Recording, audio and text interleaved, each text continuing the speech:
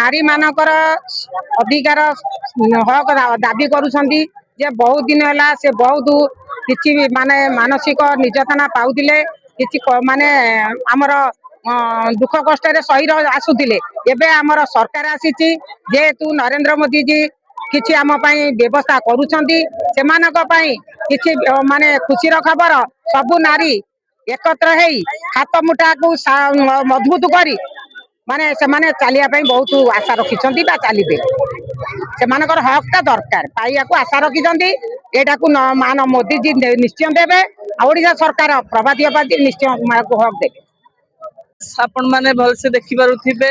महिला माने आज जो 40 वर्ष हला जो अधिकार पाई पारि नांती जो अधिकार रु वंचित हेचंती हमर यशस्वी प्रधानमंत्री नरेंद्र मोदी जते बेले 33% महिला संरक्षण बिल आनी आगत कले सेते बेले कांग्रेस टीएमसी टीएमके इंडी मेंटो एवं आमर आंचलिक दल बिजु जनता दल समस्त विरोध कले तेणु 33% आउ बिल पास हो पारा ना से आज आमर ए जन आक्रोश आंदोलन। संतोष परिडा निमापड़ा निर्वाचन मंडली धनुआ मंडल सभापति।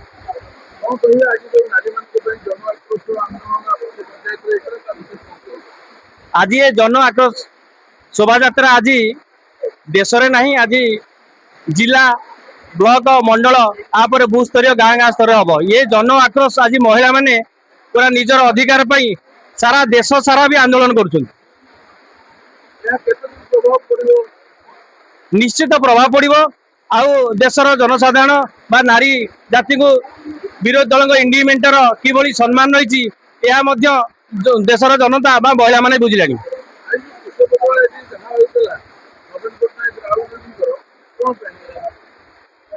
यह महिला मानक अच्छी से आंतरिकता ना पार्लियामेंट जो 33% महिला मानकर ये चाहूना महिला माने पार्लियामेंट जातु जो महिला गाँव में अच्छा से गाँव में रही जातु विधानसभा कि पार्लियामेंट न जाए आंतरिकता ही ना।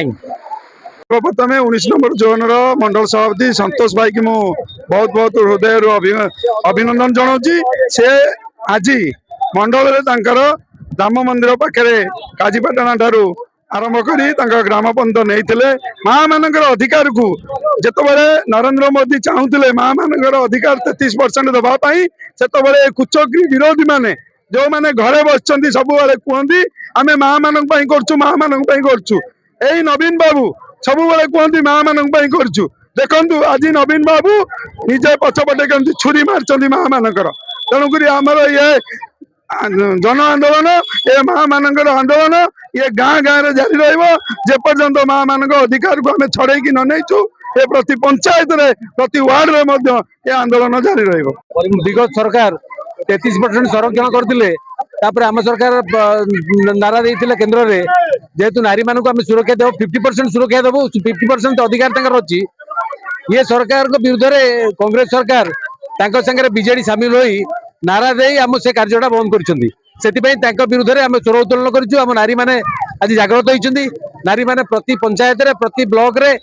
जिला स्तर में सब जगह आंदोलन करेंगे जे पर्यंत आम दाबी अपूर्ण होती से पर्यंत दाबी अब्याहत रहिबो। लेटेस्ट न्यूज अपडेट पाई www.nowodisha.com को लॉगिन करंतु।